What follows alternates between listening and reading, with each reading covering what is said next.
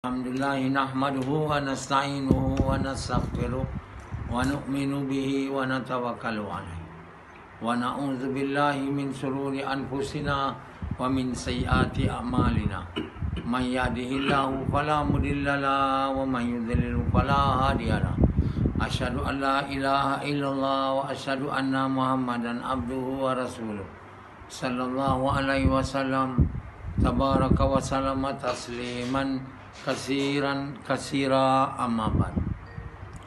Bismillahirrahmanirrahim. Wa man ahsanu qawlan mimman da'a ila Allah wa amila salihan wa qala innani minal muslimin.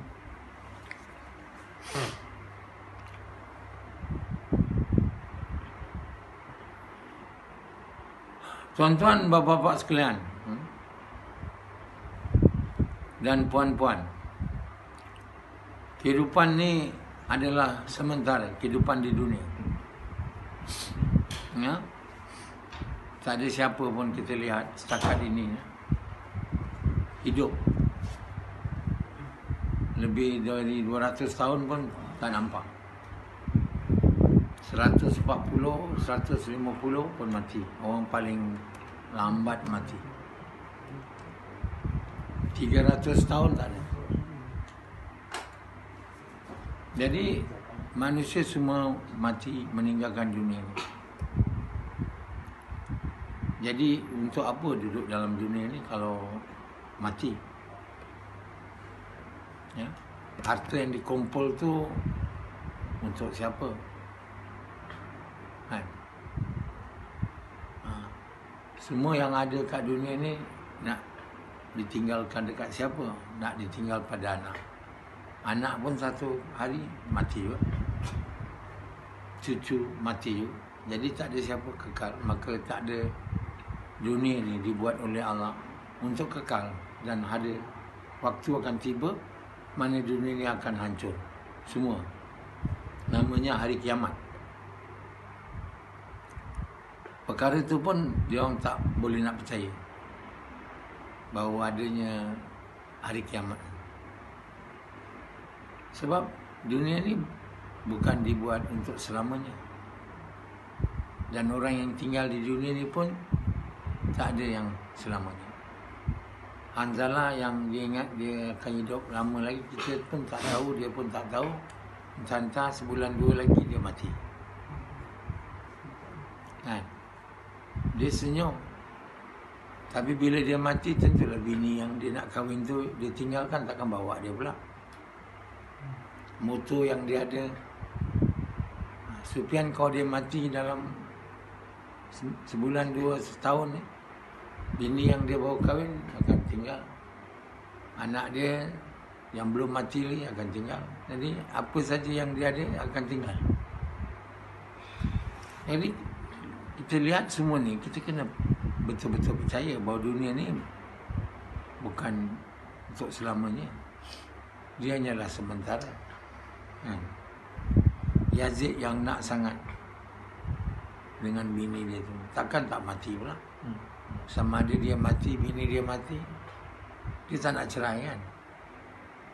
Bini dia takkan tak boleh berpisah dengan bini, selamanya duduk berdua. Pun tak nak taat. Bila dia minta cerai, tak mau. Dia nak duduk selamanya ke? Jadi di dunia ni kita tak nak berpisah dengan mana-mana pun, kecuali kita dipaksa. Tapi kita tak faham, kita tak lihat, kita tak fikir bahawa kita dan semua yang ada kat dunia ni tidak akan kekal. Semuanya akan mati, meninggalkan dunia ni.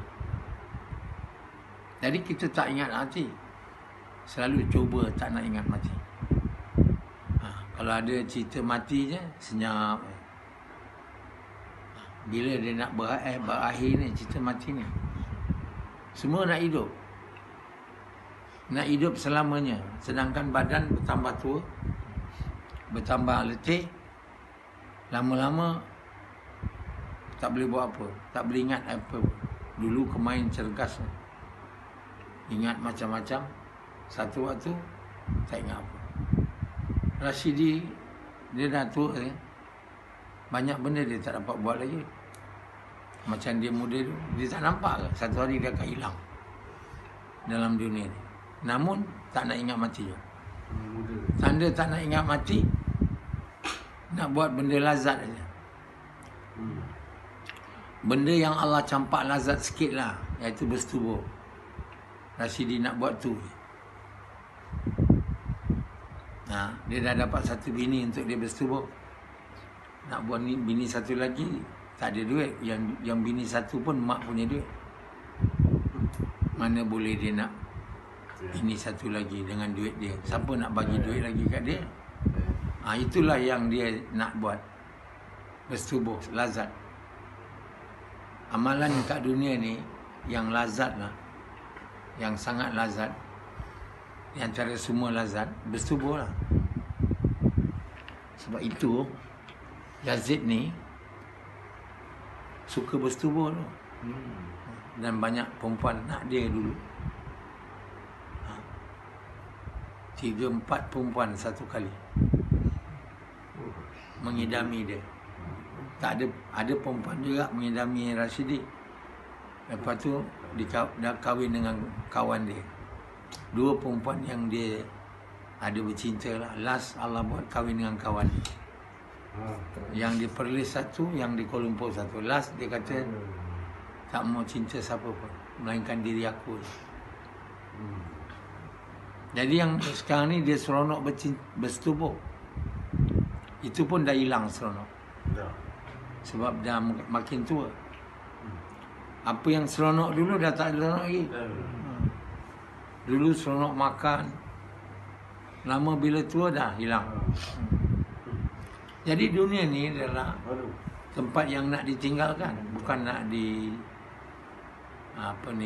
lama-lama. Sufyan tu, dia nak duduk selamanya. Boleh dia nak duduk selamanya kalau Allah kata dia akan mati tahun depan. Boleh Sufyan. Sufyan tetap akan mati ya. Walaupun tak nak mati. Hari ni saya rasa hampir semua orang yang mati ni dia tak nak mati. Kan? Hanzalah nak mati sekarang. Dia mengiling. Sebab dia kahwin pun belum. Sufyan nak mati sekarang. Nak? Tak nak? Yazid? Tak nak? Kau? Kau? Semua tak nak. Kenapa tak nak mati? Kenapa tak nak mati? Sebab cinta dunia. Kalau saya cakap kamu cinta dunia, marah. Tapi tanda cinta dunia ni takut mati. Tak nak mati lah. Kenapa tak nak mati? Kalau mati kan jumpa Allah. Jadi orang yang cinta Allah dia tak nak mati. Nak tahu orang tu cinta dunia, soalan dia nak mati tak? Dia jawab tak nak, dia cinta dunia. Orang yang tak ada cinta dunia langsung, dia tak nak mati. Tapi ada sahabat tu, ya Allah, aku suka kat dunia ni hanya untuk berjuang di jalan kamu. Itu je nak duduk kat dunia. Kerana nak bekerja. Kalau tidak, aku nak mati. Kita nak duduk kat dalam dunia ni, nak taat dia pada Allah. Nak berjuang di jalan Allah, nak menghidupkan agama. Kononnya lah, Allah yang menghidupkan agama. Tapi perasaan tu, aku nak duduk kat dunia ni sebentar lagi. Tapi kalau tidak, matikan aku. Itu orang yang cinta Allah. Atau dia macam Nabi SAW ditanya waktu Allah nak menyawa dia, malaikat tanya, kamu nak mati tak sekarang, atau kau nak hidup lagi, nak buat usaha agama lagi? Nabi bukan nak hidup lama tak dunia ni, tak. Tapi kata malaikat, Allah rindu kat kamu. So kata Nabi, saya nak mati lah. Kalau Allah dah rindu saya, takkan pula Allah cakap rindu, aku pula tak rindu dia. Jadi tuan-tuan bapa sekalian, kita ni sangat mencintai dunia. Kerana mencintai dunia, kita tidak mencintai Allah. The equation dia, Satu, antara satu dan dua. Cinta dunia, tak cinta Allah. Cinta Allah, tak cinta dunia. Dia takkan mungkin cinta dunia dan Allah sekali. Jadi Rashidi, bila saya cakap kau nak mati, belum lagi dia. Maknanya dia cinta dunia lebih pada cinta Allah. Orang yang nak mati ni, dia cinta Allah sahaja atau cinta Allah lebih daripada cinta dunia. Orang yang cinta Allah lebih pada cinta dunia, baru dia boleh taat perintah Allah dengan niat nak suka ke Allah, dengan cara yang Allah suka. Itu yang susahnya manusia ni ada agama. Dia tidak ada agama sebab cinta dunia lebih dari cinta Allah. Muka Samad tu, muka orang cinta dunia. Kau nak mati sekarang, Samad? Jawab. Awak dah? Belum. Samalah dengan Rashidi. Kau nak mati sekarang? Belum. Dah lama kau hidup, 50. Tak nak mati lagi. Orang yang umur 70 tahun tu nak hidup lagi. Yang dia pun mungkin jawab belum lagi juga. Jadi manusia ni dia cinta dunia, sampai pasir masuk kat mulut ni, mana dia dah mati ya. Kalau tidak letak pasir kat mulut dia, dia tetap cinta dunia. Jadi mencintai dunia ni adalah asas kepada segala keburukan. Mencintai dunia, dia perkara paling buruk yang kita dapatlah kat dunia ni. Perkara paling buruk yang kita dapat kat dunia ni ialah cinta dunia. Kita melihat dunia ni, kenapa kita cinta dunia, Rashidi? Sebab kita nampak, bukan nampak je, kita nampak dan percaya bahawa benda dunia ni bagi faedah. Betul atau tidak? Jadi kita nak dia, takkan kita nak benda tak bagi faedah. Kita dah nampak selalu dari kecil sampai sekarang, benda dunia bagi faedah, terutama duit. Benda-benda yang lain lah berkait pun kita kena perlu duit. Jadi kerana kita nampak dan kita percaya, maka dalam hati kita tersemailah cinta dunia. Cinta dunia inilah kalau nak tahu sebabnya kenapa kita tak cinta Allah. Tak ada lain. Dan apabila kita tidak cinta Allah, itulah sebabnya kita tak taat. Dan kalau kita taat pun bukan untuk sukakan Allah, untuk sukakan diri, untuk dapat masuk syurga kalaupun mati, dan dengan cara yang kita suka. Macam Hanzalah, dulu dia baik sikit, dengar cakap kan, sekarang dah tak dengar. Dia tak dengar cakap saya lagi dah. Sebab sekarang dia dah kerja.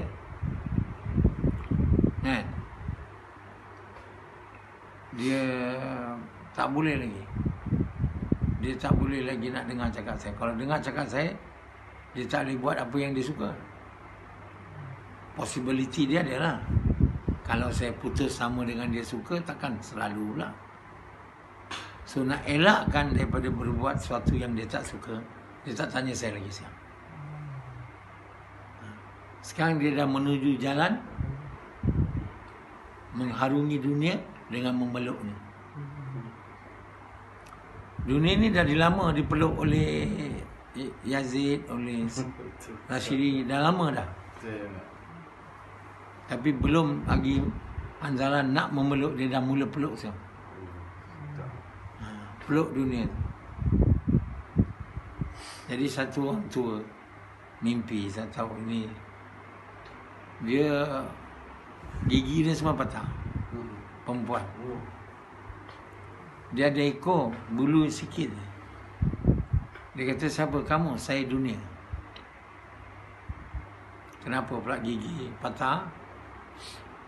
Gini aku kejar orang yang tak nak dunia, nak Allah. Dia sepak aku. Yang ekor tu bulu, ini orang yang nak dunia kejar aku. Yang dia dapat bulu je. Dia tak dapat aku. Jadi mereka yang kejar dunia ni, dia tak dapat dunia, dia dapat bulu je. Jadi kalau kamu nak kejar dunia, ingatlah hikayat ni. Kamu takkan dapat perempuan tu. Dapat bulu. Macam Rasidi sekarang. Kau dapat apa selama ni kejar dunia? Bulu ke tak dapat? Bulu dapat. Bulu ni maknanya tak dapat apa lah. Aduh. Faham tak? Kau kalau tarik perempuan tu dapat bulu dia, perempuan tak dapat. Bukan nak bersetubuh dengan dia, bulu dia pun tak dapat. Itulah dia dunia. Okay. Jadi dunia ni Allah buat untuk kejar. Kejar orang yang kejar Allah tau. Tapi kamu nak dunia, kejar dunia, dapat bulu. Siapa yang dengar ceramah saya ni pun kena faham. Kalau kamu kejar dunia, kamu tak dapat apa, bulu je. Mana pula banyak orang kejar dunia, dia dapat dunia kaya. Jadi itu nama aja kaya tu. Nama dia dapat dunia. Dunia betul dia tak dapat. Dia hanya dapat dipanggil orang kaya. Itu saja. Sebenarnya dunia itu dia tak dapat. Maksudnya kebaikan dunia tak dapat. Kita kalau dapat dunia, keburukan dapat. Untuk apa dunia tu? Satu orang dapat banyak dunia, Allah campak dalam dunia itu duka cita. Apa yang dia dapat? Bulu dia dapat. Macam Hanzalah sekarang nak dunia. Dia nak sangat kahwin dengan janda tu. Katakanlah dapat. Lepas tu bersetubuh dengan janda tu tak sah. Dia punya lubang dah besar. Allah buatlah. Lepas tu apa yang dia dapat? Bulu je lah. Jadi kita jangan kejar dunia. Allah takkan bagi berkat pada dunia tu. Kalau kita dapat pun, berkat semua hilang. Perempuan yang kita nak kahwin tu, kita ingat bahagia, jadi duka cita pula. Harta yang kita nak tu, jadi mudarat pula. Jadi mudarat, faedah ni bukan datang dalam benda yang kita nampak tu. Kita nampak duit, faedah kan? Maknanya dapat, kita nak kata kita jumpa duit, sebungkus duit orang lah, orang hilang duit tu, tercicil, kita nampak faedah terus ambil. Tapi ada satu pakcik dia nampak duit tu, dia tak nampak faedah duit tu, dia pulangkan duit tu dekat orang dia pun tunggu lama. Dia tengok ada satu orang datang dengan kereta kecil dia pergi cari. Ada tinggal tak, dia pulang balik duit tu. Ini orang yang tak nampak faedah dalam duit. Nampak perintah Allah. Kalau nampak faedah dalam duit, tentu ambil duit lah. Kalau Rasidi nampak, dia tak tunggu pulang balik, tak ambil terus. Ini tandanya kita punya yakin duit datang faedah tu ada kat hati. Kalau kita kata faedah datang dari Allah, kita tak ambil duit tu. Ada possibility tak engkau kalau jumpa duit 2,000, 3,000 jatuh, kau ambil duit tu? Hanzalah agak-agak dalam hati, ambil. Sebab nampak faedah dalam duit. Kita jangan nampak faedah dalam benda ni, tapi cakap jangan ni bolehlah. Tapi nak buatnya tak boleh sebab kita percaya. Jadi percaya duit dapat faedah, ambil lah.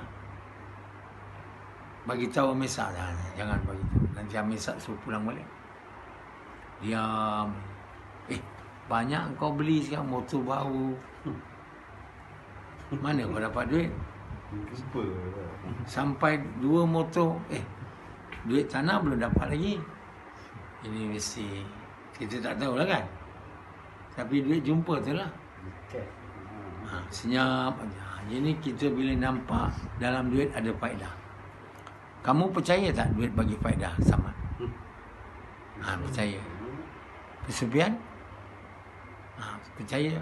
Yazid? Kau? Berapa lama kau cakap duit tak boleh bagi faedah dalam gas? Benar. Dia ada juga.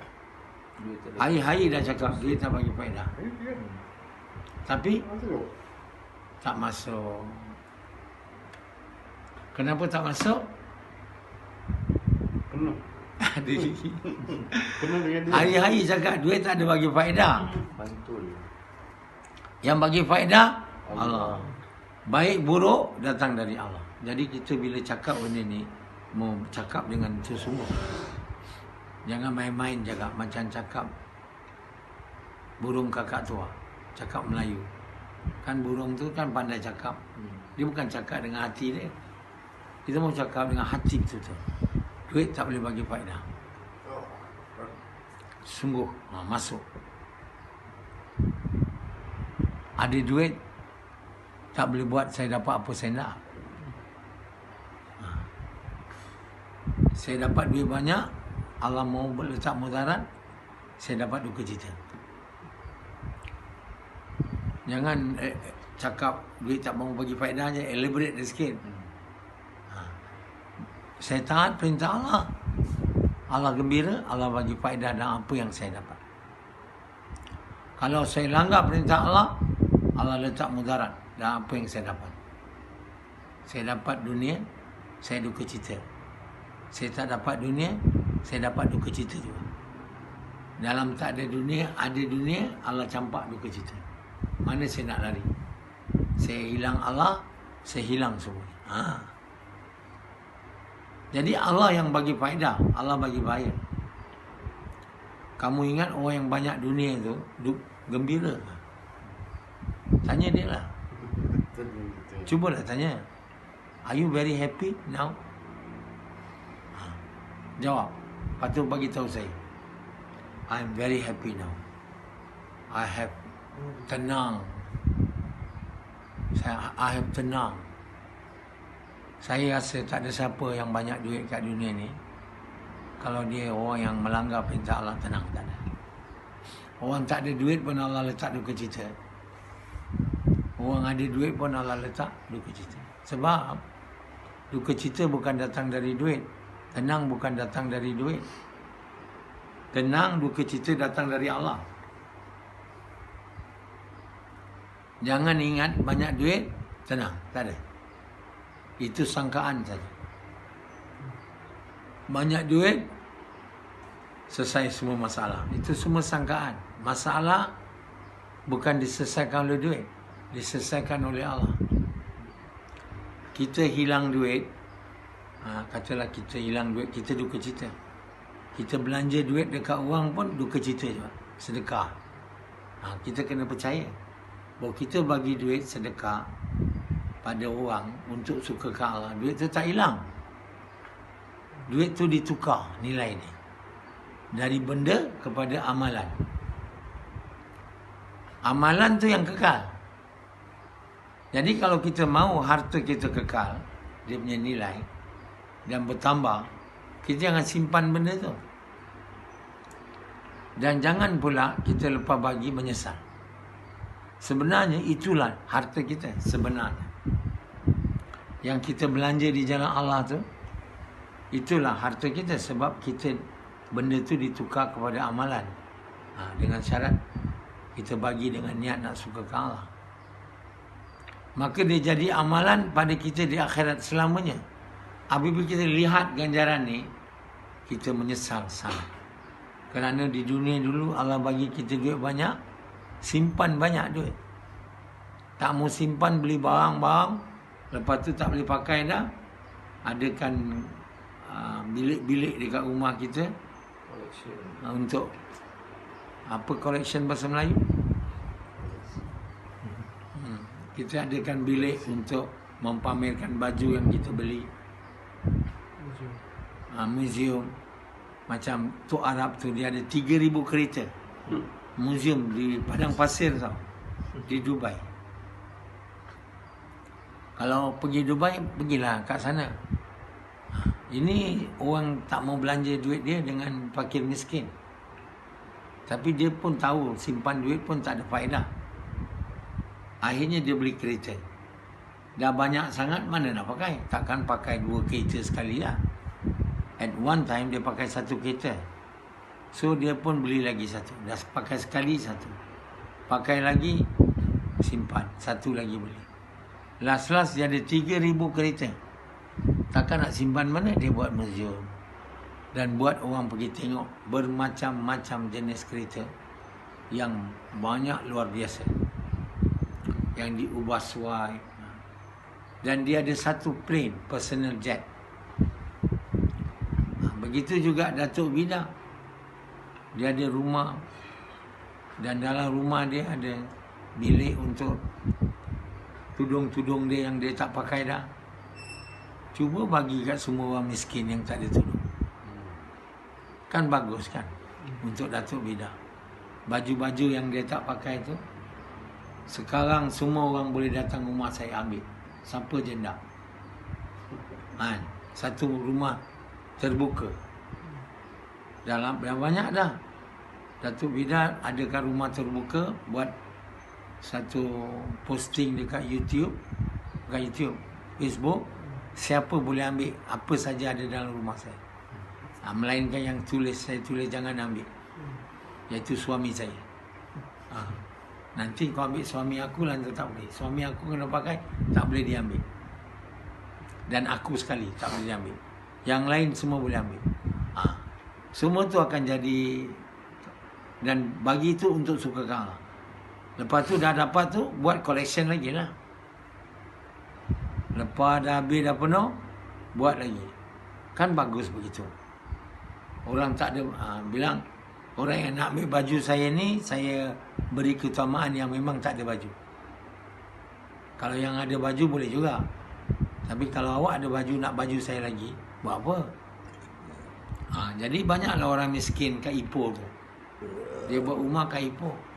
Dan dekat Perak. Buat bas tau. Dia hire bas pergi rumah Datuk Vida.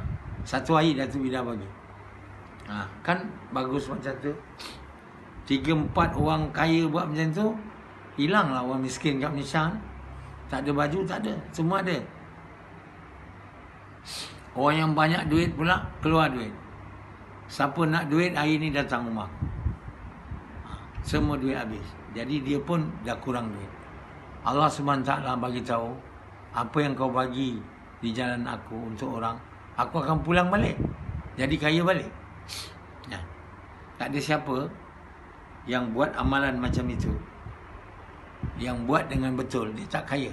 Dia akan kaya terus sampai dia mati dan kaya terus di akhirat. Allah takkan nak buat orang yang suka bersedekah bagi kat orang miskin. Miskin ni orang tak suka semua. Suka kaya. Kalau kita mau kaya dan berkat tau. Kaya tak berkat banyak kat dunia ni. Hari ni berapa banyak beliau ni yang ada kat Malaysia ni. Banyak. Ada yang sebut, ada yang tak. Kalau mereka belanja semua harta mereka ni di jalan Allah, melainkan yang mereka perlu saja, saya ingat rakyat Malaysia ni tak ada yang miskin. Tak ada. Apa yang susahnya nak membasmi kemiskinan ni? Melainkan kalau kita, apa orang kata, tak, orang semua jadi kedekut.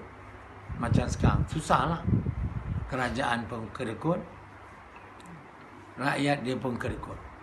Kerajaan kata tak boleh ambil IPF tu banyak-banyak, sedangkan itu duit orang, duit dia, bukan duit kerajaan. Kenapa tak boleh ambil pula? Cuba dalam COVID ni, semua orang boleh ambil duit dia, berapa dia nak? Ada masalah COVID ni? Tak ada. Dan orang kaya pula jadi macam orang kaya yang saya cakap tadi. Agak-agak ada masalah tak? Tak ada. Tapi hari ni bukan orang kaya yang kedekut. Orang macam Yazid ni pun kedekut. Kedekut sangat. Kedekut sangat. Orang macam Rasidi pun kedekut. Setakat ini dia ada duit bagi saya balang kuih saja. Setakat ni lah gigi saya pun makan kuih itu dengan izin Allah Sakit lah, bukannya faedah. Langsung saya tak makan. Aduh. Ha. Gerah lah. Ada. Aduh. Lepas tu ada sikit-sikit sarapan pagi dia beli orang sikit-sikit kat saya. Saya tak minta. Tapi maknanya kita ni kedekut. Bila kita ada kedekut, amalan macam ni tak jadilah. Jadi nak selesaikan masalah negara ni dengan bukan buat dengan orang semua kaya. Sahaja. Kita kena buat orang kaya iman dan orang kaya benda. Dua usaha ni tak di, satu usaha je dibuat. Nak buat semua orang kaya. Membasmi kemiskinan lah. Persatuan membasmi kemiskinan. Selangor. Macam-macam persatuan. Membasmi kemiskinan. Kemiskinan takkan basmi kalau orang yang pemurah tak ada. Kerajaan yang pemurah tak ada. Kenapa kita nampak Perdana Menteri yang tak pemurah? Sebab Perdana Menteri pun lemah iman. Kamu pun lemah iman. Kamu kalau nak salahkan dia, kamu pun sama. 2 kali 5 je. Kalau kamu nak salahkan PM kedekut, lemah iman, kamu kuat iman, tak apalah. Ini iman pun lemah. Kalau kamu kaya pun kamu tak nak. Kalau kamu jadi Perdana Menteri pun kamu tak nak bagi duit. Bukan duit dia, duit FPF tu je. Kalau saya jadi Perdana Menteri lah, saya bilang kau boleh ambil apa yang kau nak. Kat FPF tu, itu lagi bukan aku punya, kau punya. Malah duit aku pun aku bagi kat kau, siapa yang nak. Kalau ada orang macam itu, ada ramai macam saya ni, tentulah tak ada masalah. Covid lah. Mana ada masalah ekonomi. Hari ni kat Amerika, negara kaya, banyak orang kaya. Tapi Joe Biden dengan cakap, aku baru dengar taklimat daripada pakar ekonomi negara. Hari ni ekonomi merundung dan mendalam. Bukan mendalam dan melebar. Jadi action must be taken. Action mana? Kita nak ambil duit dari mana? Duit semua ada kat poket orang, kat bank orang. Orang tu semua kedekut. Dalam COVID ni dia tak ada bantu orang. Nak ambil dunia lagi ada. Dari orang yang tahu. Jadi masalah dunia ni takkan hilang. Kalau manusia punya, lahir manusia tak beriman. Manusia tak ada agama. Macam Hanzalah.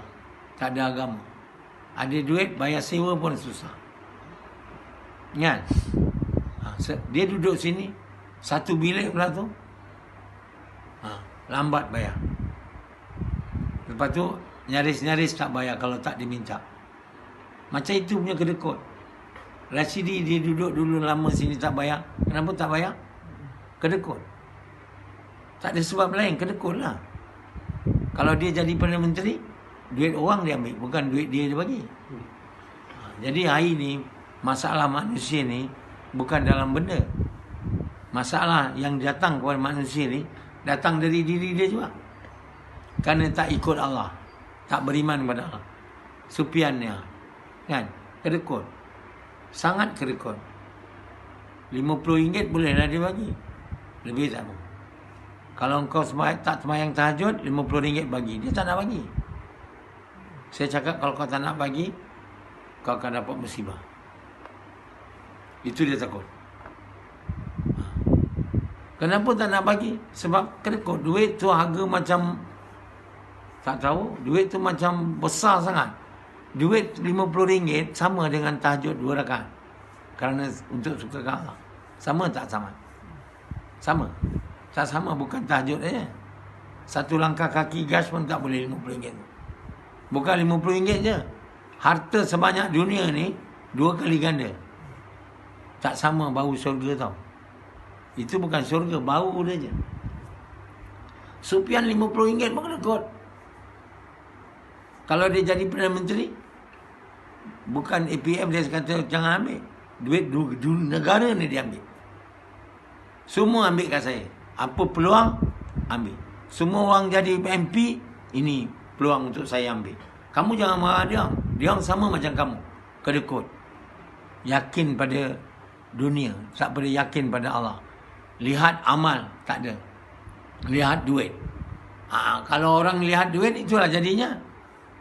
Ini Malaysia dan semua dunia ni akan masalah selesai bila orang kat Malaysia ni bermula dengan Perdana Menteri ni, orang yang beriman beramal soleh. Orang yang lihat amal itu lebih berharga. Bersedekah tu lebih berharga dari simpan duit. Ini kamu pun tak nampak bersedekah tu lebih berharga. Bagi duit tu lebih berharga lagi. Simpan duit aja berharga. Macam mana nak negara ni makmur? Macam mana negara ni nak senang? Tak ada negara ni akan malapetaka kalau orang di negara itu kaya iman. Masalah yang pertama mau kaya iman. Bukan macam Sufian, miskin iman. Sufian ni miskin, kaya iman ke miskin iman? Samad. Apa dia? Sufian, kau miskin iman ke kaya iman? Miskin iman. Bagus ke tidak? Bagus. Kita mau kaya iman. Tapi kalau kaya iman, miskin benda tak ada. Tak ada orang kecuali dia minta pada Allah. Ya Allah, bagi aku miskin. Macam Nabi. Nabi nak buat, boleh bagi dia kaya kalau dia nak. Kau nak jadi raja dan Nabi, atau kau nak jadi miskin dan Nabi? Nabi pun heran mana satu nak ambil. Kalau tidak, semua orang kuat iman, Allah bagi kaya. Tuan tengok saya aja lah. Saya ni. Kamu tengok apa? Kaya. Saya ada kerja ke? Ada pencen ke? Ada. Jadi, kenapa saya boleh kaya pula? Allah buat saya kaya. Kenapa Allah buat saya kaya? Sebab kaya iman. Kalau kita kaya iman, tak boleh miskin mana? Allah tak bagi punya. Tapi kalau kita nak macam Nabi kita, sebab itu Nabi adalah seorang manusia je, yang Allah tanya dan dia jawab yang tu. Saya tak tahulah kalau Allah tak tanya dia, apa dia jawab. Tapi dia tanya malaikat juga, apa nak jawab? Malaikat bilang jawabnya ni, miskin lagi bagus. Kenapa? Nanti umat kau tak komplain. Nabi bolehlah taat, dia kaya, kita miskin. Dah jadi satu hal pula. Sekarang apa kamu nak cakap? Nabi pun miskin, kamu nak kaya buat apa? Masih lagi tak ada orang nak menghiraukan. Sunnah Nabi, sunnah Nabi, sunnah Nabi, nak kaya juga. Ikut sunnah Nabi kat serban aja, dengan janggut aja. Sunnah Nabi, Nabi SAW tak miskin sebenarnya. Dia banyak duit habis semua. Dia kata satu kali dia dapat 800 dirham, semua bagi. Mana dia miskin? Sebenarnya dia membuat diri dia miskin untuk dia dapat ganjaran yang lebih. Sebab itu dia mula-mula masuk syurga di antara semua manusia ni. Amalan dia baik, banyak. Kita semua nak simpan dunia kat dunia ni. Bila nak banyak? Sebab apa? Kenapa kita nak simpan banyak? Sebab kita iman lemah. Iman nak duit banyak. Kalau kita iman nak duit banyak, itu bukan iman. Itu namanya bahaya. Itu namanya bala. Kita mau yakin dengan Allah. Bila kita yakin dengan Allah, Tuhan kita, kita yakin yang datangkan faedah Allah, yang datangkan bahaya Allah. Allah datangkan faedah bila amal kita baik. Harta yang kita rasa dapat faedah tu, kita mau sedekahkan di jalan Allah, gunakan dia untuk menegak perintah Allah, dan gunakan dia untuk bagi dekat orang miskin, kata Allah. The needy and the poor and the wayfarer who are in needs, the orphans and your parents. Dalam ayat itu tulis your parents. Ini rumah semua besar, rumah mak dan nak roboh lah. Ayat tu mula dengan parents, the poor, the orphans, the needy, the wayfarer in needs. Bagilah, carilah. Sufian, jangan simpan duit dan simpan untuk masa depan. Masa depan tak ada. Tiba-tiba mati. Apa masa depan? 2 bulan lagi masa depan. Antara dia nak mati 2 bulan, dia tak tahu. Dia masih simpan masa depan.